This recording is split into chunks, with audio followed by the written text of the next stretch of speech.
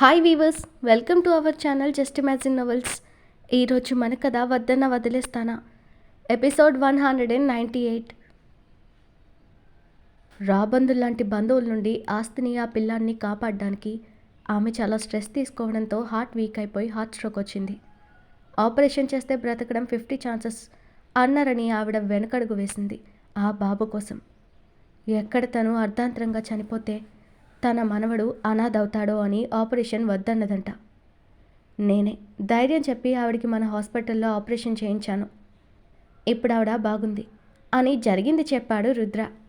మంచి పని చేశావు రుద్ర, పాపం ఆ పిల్లాడు అనాథ కాకుండా కాపాడాం. ఇంతకీ తన పేరెంట్స్ ఏం చేసేవాళ్ళు?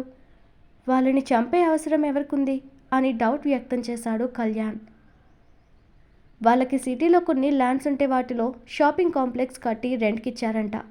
అతను కూడా ఏదో షాప్ రన్ చేసేవాడంట. బట్ వాళ్ళ డెత్ వెనుక మిస్టరీ ఎవరికీ తెలీదు. ఆ పెద్దవాడికి కూడా తెలీదంట. మన ఎలెక్స్ ఎంక్వైరీ చేస్తున్నాడు బాబా, ఇంకా ఏం తెలియలేదు అన్నాడు రుద్ర. కళ్యాణ్ నిట్టూర్చి సురేఖ ఫోన్ చేయడంతో ఇంటికి వెళ్ళాడు. శివాని పిల్లలు నిద్రపోవడంతో పిల్లల మాటలు విని బయటకు వచ్చేసరికి బన్నీ సన్నీ ఇద్దరూ పైకొచ్చారు. వాళ్ళని తీసుకెళ్లి మెయిడ్ హెల్ప్తో స్నానం చేయించి రెడీ చేశాక ఆ మెయిడ్ని పంపేసి వాళ్ళ కోసం వరం తెచ్చిన స్నాక్స్ పాలు ఇంకా ఇచ్చింది శివాని. మమ్మ, తమ్ము చెల్లి మేము హోంవర్క్ చేసేటప్పుడు లేస్తారు కదా, నేను ఆడుకోవాలి అని గారంగా అడిగాడు బన్నీ. లేస్తారు కన్నయ్య, నువ్వు ఇవి తిను ముందు అంటూ ప్లేట్లోని స్వీట్ కార్న్ వడని తినిపించింది శివాని వాళ్ళకి. నువ్వు కూడా తినుమమ్మ అంటూ శివాని నోటి దగ్గర పెడుతున్న కొడుకును ఆపి, కొన్ని రోజులు నేను ఇలాంటి ఫుడ్ తినకూడదు బంగారం. బేబీస్ నా దగ్గర పాలు తాగుతారు కదా, అందుకని వాళ్ళకు బాగా డైజెషన్ అయ్యే ఫుడ్డే నేను తినాలి అంది శివాని. వాడు అర్థం కాక, అదేంటి మమ్మ, నువ్వు తినే ఫుడ్ వాళ్ళకి డైజెషన్ అవ్వాలా అని అయోమయంగా ఫేస్ పెట్టాడు. అరే కన్నా, అవన్నీ నీకు అర్థం కాదు కానీ మీ అమ్మ బుర్ర తినకు అంది అక్కడికి వచ్చిన భవాని. గ్రాని, నీ మాటకి మీనింగే ఉండదా? మా మమ్మ బుర్ర ఏమైనా ఫ్రూటా నేను తినడానికి అని వెక్కిరింతగా అడిగాడు బన్నీ. చూసావా శివ, వీడికి ఎంత గోరోజనమో అంటూ మూతి తిప్పింది భవాని. కన్నయ్య, అమ్మమ్మని అలా అనొచ్చా అని చిన్నగా మందలించింది శివాని. వాడికి అర్థమయ్యేలా నేను చెప్తానులే పెద్దమ్మ, మీరేమీ అనుకోవద్దు అంది శివాని. బన్నీ అప్పటికే గుర్రుగా భవానీని చూస్తుంటే ఆవిడ కాస్త భయంగా, సరే సరే మీ అమ్మ కొడుకులు ఏమన్నా చేసుకోండి కానీ ఇది పిల్లల కాళ్ళకి కట్టవే, దిష్టి తగలకుండా అంటూ నల్లని తాళ్ళు రెండిచ్చింది భవాని. ఏమండి, బబ్లు ఒక్కడే వచ్చాడు, పాప ఎక్కడికి వెళ్ళింది అని కళ్యాణ్కి కాఫీ ఇస్తూ అడిగింది సురేఖ. బన్నీతో కలిసి ఆడుకుంటానంటే వదిలొచ్చాను రేఖ, కాఫీ వద్దు, అక్కడ తాగే వస్తున్నా. ఇంతకీ ఫోన్ ఎందుకు చేసావు, పాప కోసమా లేక వేరే వర్క్ ఏమైనా ఉందా అని అడిగాడు కళ్యాణ్. సురేఖ కాఫీ కప్ పక్కన పెట్టి కళ్యాణ్ పక్కన కూర్చుని, నాకు కొన్ని డబ్బులు కావాలి అని ఇబ్బందిగా అడిగింది. కళ్యాణ్ నవ్వుతూ తన వాలెట్ ఆమె చేతిలో పెట్టి, అందులో 10K ఉంది, ఇంకా కావాలంటే డ్రా చేసుకొస్తాను అన్నాడు కళ్యాణ్. సురేఖ మనీ తీసుకుంటూ, ఎందుకు ఏమిటి అని అడగరా అంది. నీ దగ్గర లక్షలు ఖర్చు పెట్టుకునేలా కార్డ్స్ ఇచ్చాడు రుద్ర, నేను ఇచ్చాను, కానీ వాటిని పక్కన పెట్టి నన్ను మనీ అడిగావంటే ఏదో అవసరమైతేనే కదా. ఆ అవసరం ఏంటని నీకు చెప్పాలనిపిస్తే నువ్వే చెప్తావు, మళ్ళీ నేనే పని కట్టుకుని అడగడం ఎందుకురా అంటూ సైడ్ నుండామని హత్తుకున్నాడు కళ్యాణ్. సురేఖ నవ్వుతూ అతని బుగ్గలాగి, మీలా అర్థం చేసుకునే వాళ్ళు ఎందరుంటారండి అంది. నువ్వేంటో నాకు తెలుసు కదా బంగారం, ఇంతకీ అమ్మ నాన్న కనపడడం లేదు, ఎక్కడికైనా వెళ్ళారా అని అడిగాడు కళ్యాణ్. అవును, మన పాతింటిని చూసొద్దామని ఆఫ్టర్నూన్ వెళ్ళారు, ఇంకా రాలేదు, ఫోన్ చేయండి అంది సురేఖ మనీ తన పర్స్లో పెట్టుకుంటూ. కళ్యాణ్ హరి గారికి కాల్ చేస్తూ ఉండగా వాళ్ళే లోపలికి వచ్చారు. అందరూ సరదాగా కబుర్లు చెప్పుకుంటూ ఈవినింగ్ గడిపేశారు. సన్నీ లేకపోయేసరికి బబ్లు కూడా అక్కడికే వెళ్ళాడు. నైట్ అక్కడే ఉంటామనడంతో కళ్యాణ్ కూడా కాదనలేదు. పాల గ్లాస్ తెచ్చి కళ్యాణ్కి ఇస్తూ, రేపు నేను పర్సనల్ షాపింగ్ కోసం వెళ్ళాలనుకుంటాను, వెళ్ళనా అండి అని పర్మిషన్ అడిగింది సురేఖ. దానికి కూడా పర్మిషన్ అడగాల రేఖ అంటూ ఆమెని తన ఒళ్ళోకి లాక్కుని పాల గ్లాస్ ఆమె నోటి దగ్గర పెట్టాడు కళ్యాణ్. తాను కొన్ని తాగి అతనికే ఇచ్చేస్తూ అతని షర్ట్ బటన్స్ని అటు ఇప్పుడు తిప్పడం చూసి, నాతో ఏదైనా చెప్పాలా రేఖ అని నవ్వుతూ అడిగాడు కళ్యాణ్. సురేఖ తలడ్డంగా ఊపి, ఒకవేళ నేనేమైనా మీకు చెప్పకుండా చేస్తే కోప్పడతారా అని అడిగింది. అతను ఆశ్చర్యంగా ఆమెని ముందుకు తిప్పుకుని, అదేం ప్రశ్న, నువ్వేం చేసినా ఏం ఆలోచించినా అందరి కోసం, ముఖ్యంగా నా కోసం అని నాకు తెలీదా? నిన్ను కోప్పడే సిచ్యువేషన్ ఎప్పటికీ రాదు బంగారం అని ప్రేమగా హత్తుకుని బెడ్ మీద వాలాడు కళ్యాణ్. కానీ అతని మాట తప్పే రోజు దగ్గరలోనే ఉందని తెలియలేదు పాపం.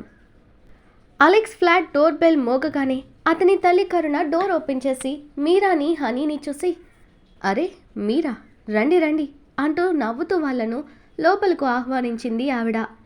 మీరా చిన్న స్మైల్తో లోపలకు వస్తూనే తన కనులు అలెక్స్ కోసం వెతికాయి. అప్పుడే ఎవరొచ్చారమ్మా అంటూ రూమ్లో నుండి బయటకు అడుగు పెడుతూ అడిగాడు అతను. మీరా హనీ వచ్చారు బేటా అంది కరుణ. అలెక్స్కి ఎక్కడలేని ఆనందం కలిగింది.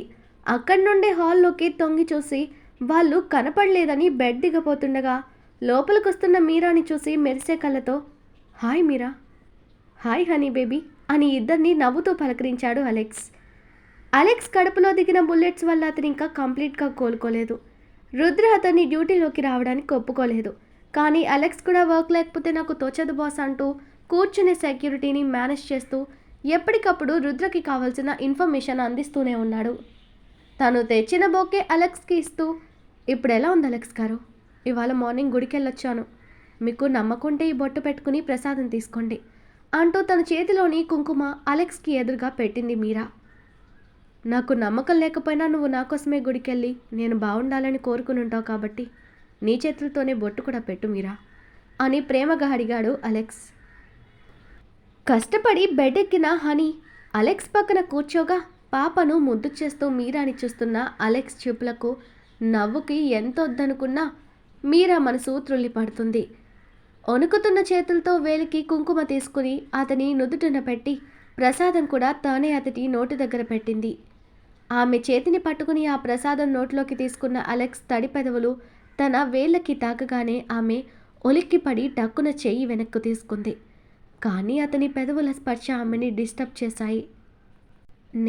నేను ఆంటీకి ఇచ్చేసి వస్తాను అని కంగారుగా గబగబా కిచెన్లోకి వెళ్ళిపోయింది మీరా. ఆమె తడబాటు కంగారు చూసి మనసారా నవ్వుకున్న అలెక్స్ హనీతో కబుర్లు చెప్తూ తన ముద్దు ముద్దు మాటలు వింటూ గంట తర్వాత హాల్లోకి వెళ్ళాడు తల్లి పిలుపుకి. బేటా, నేను ఇవాళ చర్చ్కి వెళ్దాం అనుకుంటున్నా, నేను వచ్చే వరకు మీరా ఉంటుంది, లంచ్ కూడా ప్రిపేర్ చేశాను, మీరు కూడా మాట్లాడుతూ ఉండండి, లంచ్ టైంకి వచ్చేయడానికి ట్రై చేస్తాను అంటూ ఆవిడ అలెక్స్ అసిస్టెంట్తో వెళ్ళిపోయింది. అలెక్స్ తననే చూస్తుంటే మీరా ఇబ్బందిగా, ఎందుకు అలా చూస్తారు అంది సిగ్గుపడుతూ. నువ్వు ఇవాళ చీరలో చాలా బాగున్నావు మీరా, డ్రెస్లో బాగోవని కాదు, ఈరోజు కాస్త స్పెషల్గా ఉన్నావు అని చెప్తూ ఆమెకు దగ్గరగా వెళ్ళాడు అలెక్స్.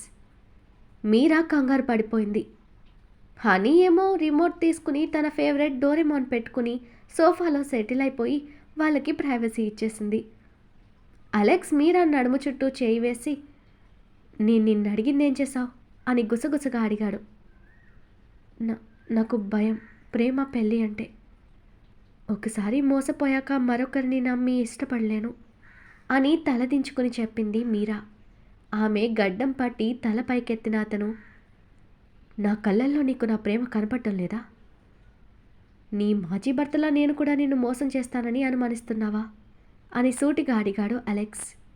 లేదని కంగారుగా తలడ్డం తిప్పి, మీరు అలాంటి వాళ్ళైతే రుద్రగారు మిమ్మల్ని అంత పెద్ద జాబ్ ఇవ్వరు, కానీ నాలో ఒక ఫోబియాలా ఏర్పడిపోయింది అంటున్న మీరాని మెల్లగా తన గుండెలకు హత్తుకుని, ట్రస్ట్ మీ మీరా, నిన్ను బేబీని ఎప్పటికీ బాధ పెట్టను, నా ప్రాణంలా చూసుకుంటాను, ఫ్యూచర్లో మనకు పిల్లలు పుట్టినా నాకు హనీ బేబీ తర్వాతే వాళ్ళు కూడా, అమ్మకు కూడా నువ్వు బాగా నచ్చావు, పాపను కూడా తన సొంత మనవరాల్లాగే చూసుకుంటానని చెప్పింది. ఇప్పుడు కూడా మనకి ఏకాంతం కల్పించాలనే చర్చ్కి వెళ్ళింది. నీకు నాపై నమ్మకం రావాలంటే నన్నేం చేయమంటావో చెప్పు మీరా అని ప్రేమగా అడిగాడు అలెక్స్. మీరా అతని కళ్ళల్లోకి చూస్తూ, ఏదో చెప్తేనే చేస్తేనో నమ్మకం రావడానికి మనది బిజినెస్ డీల్ కాదండి, అయినా మీ పొజిషన్కి మీకున్న హోదాకి ఎవరైనా మంచి అమ్మాయిని చూసి పెళ్లి చేసుకునే అవకాశం ఉన్నా కాదని ఒక పెళ్ళైన బిడ్డ తల్లిని ఎందుకు కావాలనుకుంటున్నారు అని అడిగింది మీరా. నా ఏజ్ 30+, ఇప్పటిదాకా చాలామంది లేడీస్ని చూశాను నా చదువు జాబ్ టైంలో, బట్ ఎవరికీ స్పందించని నా హార్ట్ నీకు రెస్పాండ్ అయింది, నీ క్యారెక్టర్ నాకు నచ్చింది మీరా. నీ అందం, నీ బిహేవియర్, ఎవ్రీథింగ్ నీ వైపు నన్ను నడిపించాయి. నీ పాస్ట్ నాకు అనవసరం మీరా. నీతో నా ఫ్యూచర్ నాకు ఇంపార్టెంట్ అన్నాడు సూటిగా అలెక్స్. మీరాకిక మాటలు రాలేదు. అతడు అంత క్లారిటీతో ఉంటే కాదనడానికి తన దగ్గర రీజన్స్ కూడా కనపడలేదు. తన ఆన్సర్ కోసం చూస్తున్న అతన్ని చూడటానికి కంగారు పడుతూ, మీరు రుద్రగారితో మాట్లాడుకోండి అంది మీరా. ఓయ్, ఎదురుగా ఉన్న నాతో చెప్పకుండా సార్ దగ్గర చెప్తావా అని చిరు అలకగా అడిగాడు అలెక్స్. మీరా సమాధానం చెప్పలేక కిచెన్లోకి వెళ్ళిపోయింది. పాప వైపు చూసిన అలెక్స్ తను టీవీలో చూడడంలో బిజీ ఉండడంతో అతను కూడా కిచెన్లోకి వెళ్ళి అటు తిరిగి మీరా ఏం చేస్తుందా అని చూస్తున్నట్టు గిన్నెలో చూస్తున్న మీరాని వెనక నుండి హక్ చేసుకున్నాడు అలెక్స్. మీరా టెన్షన్గా అరవబోయి తమాయించుకుని కోపంగా అతని వైపు చూసింది. అలెక్స్ నవ్వుతూ ఆమె భుజం పైన గడ్డ మానించి, అడ్వాన్స్ తీసుకుంటున్నా అని కోపం వచ్చిందా? ఏం చేయను, ఇన్నాళ్ళు ఎలాగోలా నీకు దూరంగా ఉండగలిగాను, కానీ నీ మనసులో కూడా నా మీద ఇష్టం ఉందని అర్థమయ్యాక ఆగలేకపోతున్నానురా అని హస్కీగా చెప్తుంటే మీరాకి చెమటలు పట్టాయి. మీరు నాకు దూరంగా ఉండి మాట్లాడరా, నాకేదోలా ఉంది అంటూ కంగారు పడుతూనే అతడి గాయం ఎక్కడ ఎఫెక్ట్ అవుతుందో అని స్మూత్గా దూరం జరగడానికి చూసింది మీరా.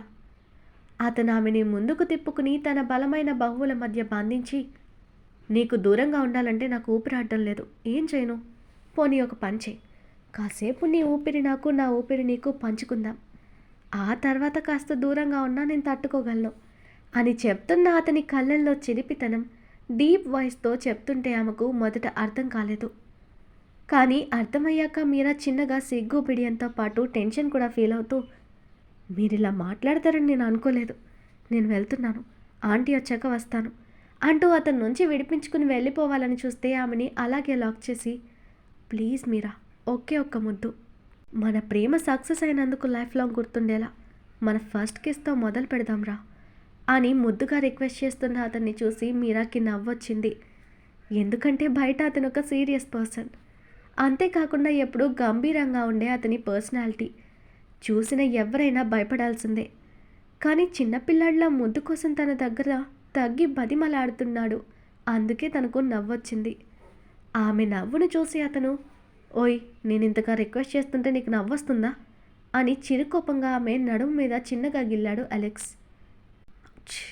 ఏంటి మీరు చేసిన పని అని బయట పక్కకు తప్పించి అతను గిల్లిన చోట చూసుకుంటున్న ఆమెకి తెలీదు. తాను అలా చేయగానే తన కరుతో పాటు నోవెల్ కూడా అతనికి దర్శనమిచ్చి ఊపిరి భారంగా మార్చేసిందని. మీరా చిన్నగా ఎర్రగా కందిన చోట చేత్తో రుద్దుకుంటూ చిరుకోపంగా అతని వైపు చూసింది. అతని చూపు ఎక్కడుందో అతని ఫేస్లో కనపడుతున్న ఇంటెన్షన్కి తను ఏం చేసిందో గుర్తు చేసుకుని కంగారుగా బయట సరిచేసుకునేలోపు మీరా రెండు చేతుల్ని తన చేత్తో బంధించిన అలెక్స్ ఆమె చేతుల్ని వెనక్కి పెట్టి ఆ బయటను అలాగే పక్కకు జరిపి చిన్నగా తన బొడ్డు మీద టచ్ చేస్తూ, ఇలా చూడకూడనివి అన్నీ చూపించి నన్నేం చేద్దామని బంగారం అని హస్కీగా అడిగాడు. వదలండి, సారీ, నేను కావాలని చేయలేదు అంటూ అప్పటికే ఆమెకి భయంతో చెమటలు పడుతుంటే, పాప ఇక్కడే ఉంది, మనల్ని తను ఇలా చూస్తే తప్పుగా అనుకుంటుంది, నా బిడ్డ దృష్టిలో నేను చీప్ అవ్వాలనుకోవడం లేదు అని తలదించుకుని చెప్తున్న మీరాని అలాగే తనకేసి హత్తుకుని, నా ప్రాణం ఉండగా నీకెప్పటికీ అలాంటి పరిస్థితిని రానివ్వను మీరా, బేబీ దగ్గరే కాదు ఎవరి దగ్గర నిన్ను చీప్ కానివ్వను అంటూ ఆమె నుదుటి పైన ముద్దు పెట్టి వదిలేసి హాల్లోకి వెళ్ళిపోయాడు అలెక్స్. మీరా ఫ్రిడ్జ్ నుండి వాటర్ బాటిల్ తీసుకుని గబగబా హాఫ్ బాటిల్ పైనే తాగేసి గుండెల మీద చెయ్యేసుకుని రిలాక్స్ అయింది. అతని టచ్, అతని ఊపిరి, అతని హార్ట్ బీట్ పెంచేశాయి తనకి. ఇక అతను కాస్త అడ్వాన్స్ అయి కిస్ చేస్తుంటే తన ఊపిరి ఆగిపోయేదేమో అన్నంత రేంజ్లో ఆమెకు టెన్షన్ పెరిగిపోయింది. అలెక్స్ హనీ పక్కన కూర్చుని తను చూస్తున్న టీవీ షోలో ఏమైంది ఏంటి అని అడుగుతూ తన ముద్దు మాటలు వింటూనే ఓరకంట కిచెన్లో ఉన్న మీరాని చూశాడు. ఆమె సారీ మీద తడి చూసి ఓ రేంజ్లో బీపీ తెచ్చుకుని ఉంటుందని అర్థమై నవ్వుకున్నాడు అతను. లంచ్ టైం చెప్పినట్టే కరుణ తిరిగి వచ్చింది. ఆమెతో కలిసి లంచ్ చేసి తన ఫ్లాట్కి వెళ్ళిపోయింది మీరా పాపను తీసుకుని. ఈరోజు మన కథ ఇక్కడితో కంప్లీట్ అయింది. ఈ స్టోరీ మీకు నచ్చినట్టయితే ప్లీజ్ స్టోరీని లైక్ చేసి కామెంట్ రూపంలో మీ అభిప్రాయాన్ని తెలియచేయండి. అలాగే ఛానల్ని సబ్స్క్రైబ్ చేసుకుని షేర్ చేసి మాకు సపోర్ట్ చేయండి. నెక్స్ట్ అప్డేట్తో మళ్ళీ కలుద్దాం. అంతవరకు బాయ్.